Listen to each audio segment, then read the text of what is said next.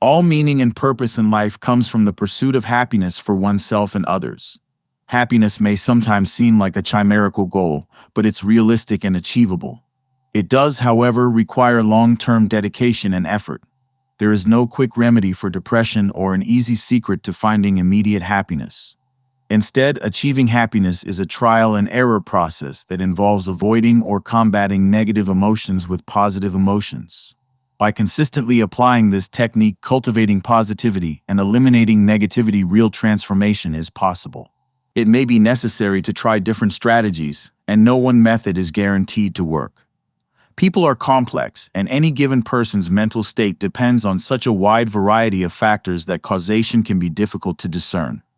But slowly, surely, and with effort, people move towards happiness, which naturally helps them in their pursuit to avoid suffering.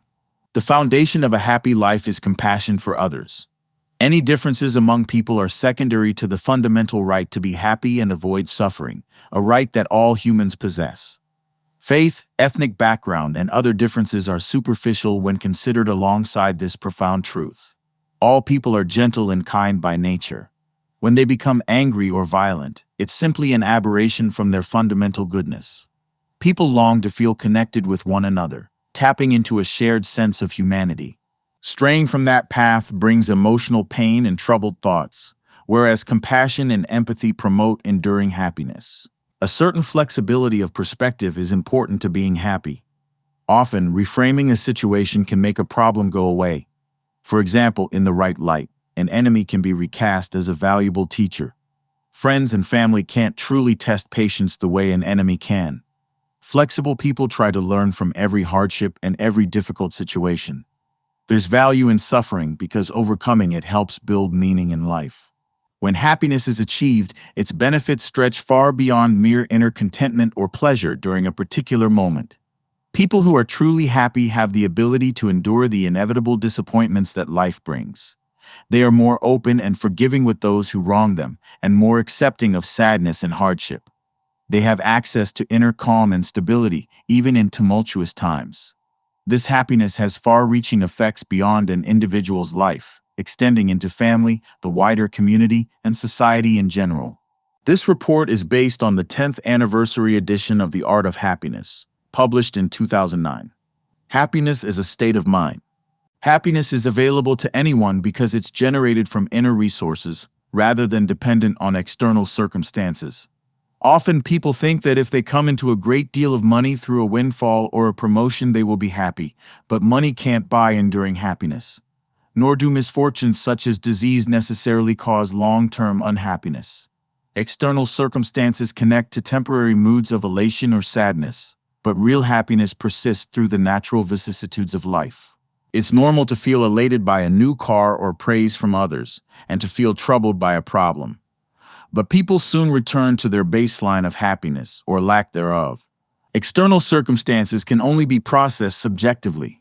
They are not absolute. What may seem like a happy event to one person might seem meaningless or even terrible to another. Similarly, one's outlook from one moment to the next depends on personal perspective. Anyone can be satisfied with what they have, no matter how little.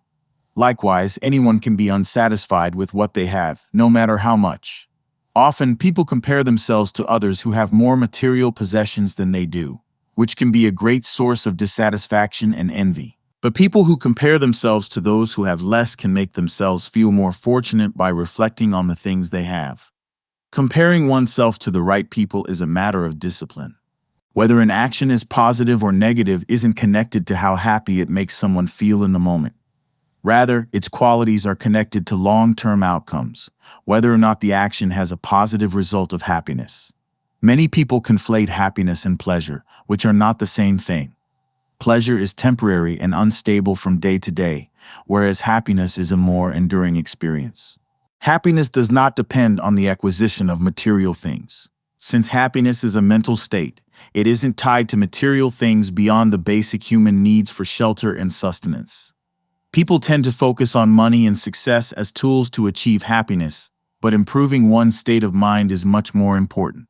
Finding happiness is in many ways a methodology of harm reduction.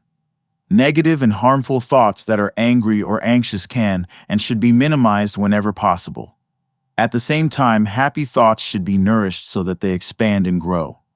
This method must be approached with careful thought, because it's not always immediately obvious which thoughts result in happiness or harm. Learning to discern helpful from harmful thoughts is a process of learning and analyzing cause and effect over time, coupled with a commitment to seek out positivity and warmth rather than momentary pleasure. Happiness must be cherished and nurtured in order for it to grow over time. It's helpful to keep in mind that no thought or emotion is objectively bad or good. There are no absolutes. The guide always is happiness.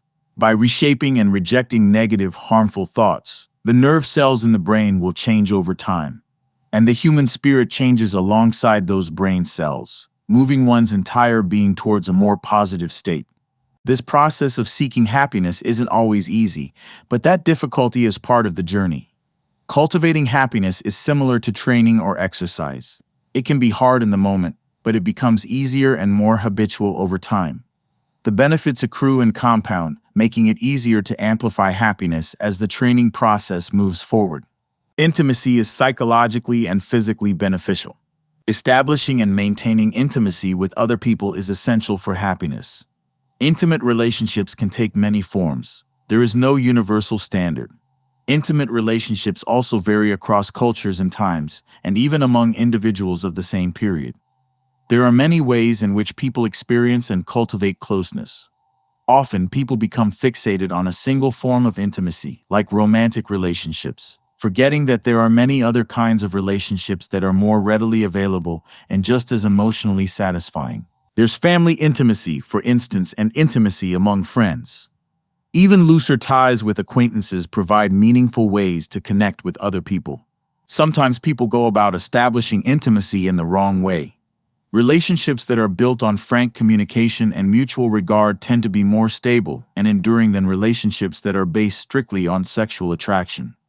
For this reason, married couples should seek to build their relationships on emotional bonds instead of superficial qualities like physical appearance. In the Western world in particular, romantic love has become so idealized that relationships often can't live up to people's unreasonably high expectations. Relationships that are built more slowly over time tend to endure, which is more rewarding in the long run.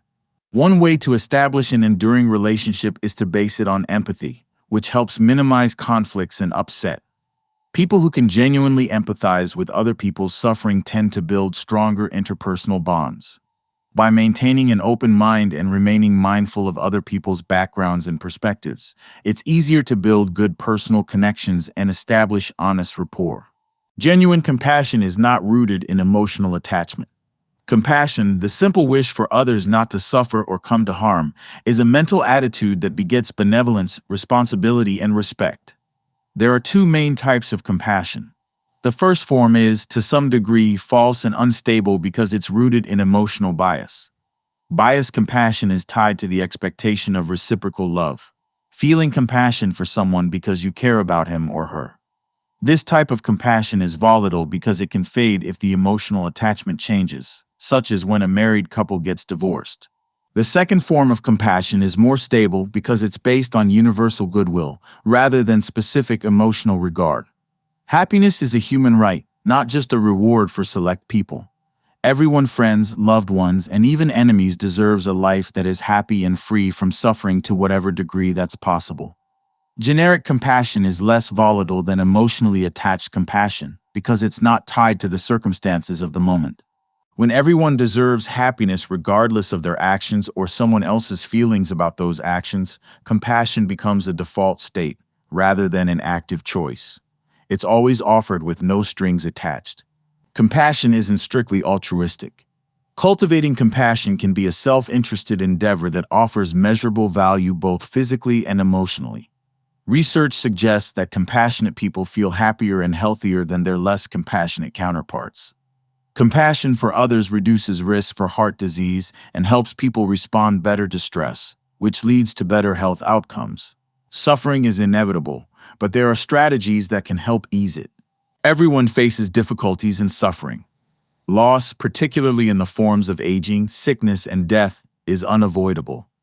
Dealing with these inevitabilities in an emotionally healthy way can help mitigate suffering, but not erase it entirely. The first step to coping with painful loss is to accept it as a natural part of life. Denial will only make suffering worse, and in any case, denial only works for a short period of time.